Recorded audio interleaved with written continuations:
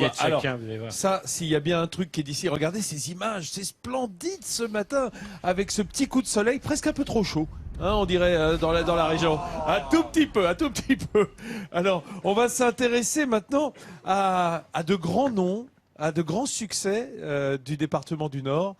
C'est Marie-Noël qui nous en fait état. Voilà, on va parler des grandes entreprises du Nord. Et quand on en parle de ces grandes entreprises du Nord, difficile de ne pas parler de l'Empire Mullier pour commencer.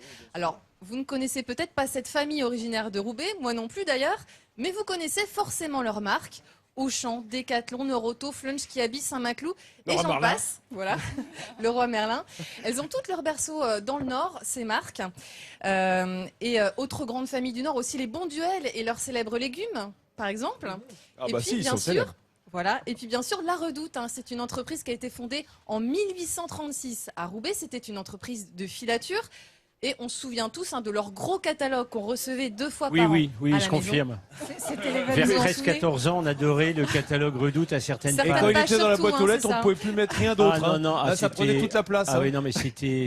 les cadeaux de Noël. Pas les cadeaux de Noël, la lingerie, pour être franc. Quand on avait 14 ans, c'était nos premiers émois sexuels, vous voyez. Ça me manque, il me manque le catalogue, La Redoute. Mais Grégoire, justement, on a compris qu'avant d'acheter Playboy, il achetait... Non, mais on n'avait pas Playboy. Le catalogue La Redoute était plus facile, il était officiellement à la maison, vous voyez. C'était terrible. Donc, pardon, je vous ai interrompu. Oui, mais sur Internet, c'est moins charmant que le papier, vous voyez. Et voilà, je vous en plus, prie, continue. C'est fini, Grégoire, le gros catalogue de La Redoute, c'est fini, car l'entreprise, elle a bien changé. Regardez. Un entrepôt de 6000 mètres carrés, des kilomètres de rayonnage sur 10 mètres de haut. Il y a un an, le géant de la vente par correspondance nous présentait sa nouvelle arme, un site opérationnel depuis maintenant quelques mois. Dernière étape de la métamorphose de l'entreprise roubaisienne, censée révolutionner le secteur. On va mettre moins de 2 heures pour préparer la commande vers le client, c'est-à-dire que toutes les offres de services possibles en termes de livraison vont pouvoir être ouvertes à terme, une fois qu'on aura démarré cet outil et qu'on aura complètement mis en service ce nouvel outil logistique. En clair, l'entreprise peut désormais livrer dès le lendemain, voire le jour même. Un progrès rendu possible grâce à l'automatisation.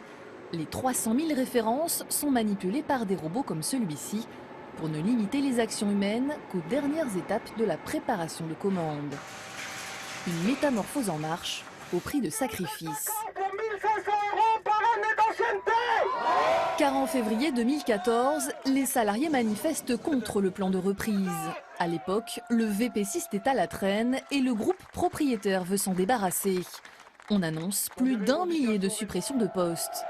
Finalement, c'est un duo d'actionnaires, Nathalie Bala et Éric Courteil, qui a repris le groupe. C'était il y a 2 ans et demi. On est sur des matières un peu plus femmes. Et en 2 ans et demi, l'entreprise a bien changé. À commencer par son offre. Des produits revendiquant le style à la française, imaginé par des stylistes maison. Ce fleuron régional a même relocalisé une partie de la production à Roubaix.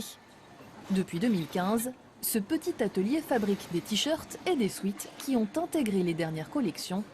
Résultat, l'offre s'étoffe pour le plus grand plaisir des consommateurs. Ça sera entre 50 et 200 nouveaux produits tous les 15 jours, avec une entrée sur le site nouveautés, pour que la cliente puisse repérer vraiment les produits les plus récents par rapport aux collections plus permanentes ou aux collections de saison. Une mutation qui a permis à l'entreprise centenaire de reconquérir sa clientèle. Elle est aujourd'hui un des poids lourds de l'e-commerce en France et en Europe. Alors ça, les icônes de l'industrie française et du Made in France, ça te parle, hein, Nathalie, hein? Non, mais je regarde attentivement le sujet de Marie-Noël parce qu'effectivement, cette offre, elle s'est étoffée également sur le mobilier. Il y a un vrai travail au niveau des coloris, hein, c'est ça, Marie-Noël, et au niveau des modèles. Effectivement, Nathalie, parce qu'il y a toute une batterie de stylistes maison dans cette entreprise. Il y a aussi des collaborations avec des créateurs prestigieux, Christian Lacroix, Jean-Paul Gaultier, Karl Lagerfeld et aussi Manon Vandris qui est avec nous aujourd'hui. Bonjour Manon. Bonjour. Bonjour Manon, bienvenue dans l'émission. Alors vous avez vécu un véritable conte de fées. Vous avez 21 ans, vous étiez à l'école Lesmode de Roubaix. Vous présentez vos travaux de fin d'année et là, La Redoute a le coup de cœur pour vos créations. Expliquez-nous un petit peu, vous présentiez quoi ? Donc tout à fait, donc j'ai 21 ans et donc on a présenté ma collection. Donc La Redoute, il commercialise ma collection. Combien de pièces alors vous présentiez, ils en ont retenu combien? Donc à S-Mode on fait 11 produits et moi La Redoute ils ont seulement pris 4 produits. Donc on a travaillé ensemble, on les a aussi simplifiés parce que pour que ça soit accessible au plus grand nombre. Alors il y a par exemple ce petit bomber que vous portez, il y a cette robe longue. Magnifique robe voilà, avec un petit drapé qu'on voit sur le devant.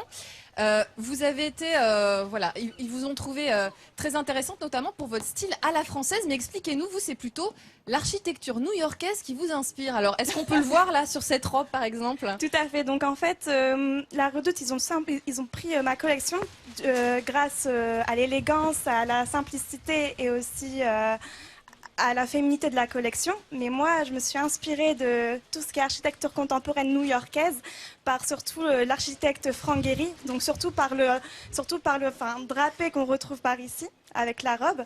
C'est magnifique, hein. Et donc voilà.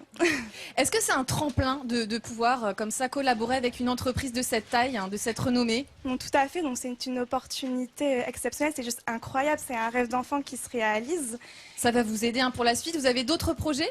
Oui, donc suite à cela, j'ai un projet à l'étranger, donc aux États-Unis. Donc on verra bien ce qui se passera. Donc c'est un joli projet. Et ben on vous souhaite bonne continuation. Ouais, bravo Manon. Mais, Vincent, c'est quand même une très belle initiative de mettre le pied à l'étrier comme ça de jeunes stylistes. Non mais c'est juste incroyable. Il faudrait que d'autres entreprises le fassent également. Bah oui, cette vertu de pépinière, cette jeunesse, voilà. C'est bien. C'est aussi cet esprit de transmission qu'il y a dans le Nord, Grégoire. Oui, tout à fait. Et je vous félicite parce Merci que c'est beaucoup. génial ce qui vous arrive et profitez-en, savourez-le. Voilà, et montez le plus haut possible et portez nos couleurs du Nord à New York. Ah, je serai fière. Merci beaucoup. Et quand vous ferez des vêtements à New York, vous vous inspirerez de l'architecture du Nord, j'espère. Juste Juste retour des choses, Manon.